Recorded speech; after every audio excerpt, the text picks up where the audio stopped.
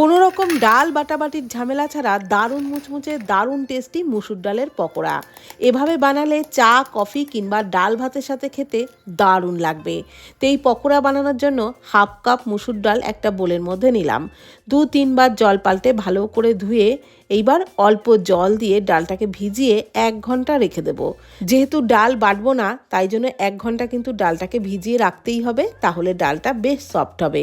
ডালের এক্সট্রা জলটাকে ফেলে দিয়ে 1 ঘন্টা পরে ওর মধ্যে দিয়ে দিলাম পেঁয়াজ কুচি আর 3 কোয়া রসুন গ্রেট করে দিলাম, 1/2 ইঞ্চি মতো আদাও গ্রেট করে দিচ্ছি।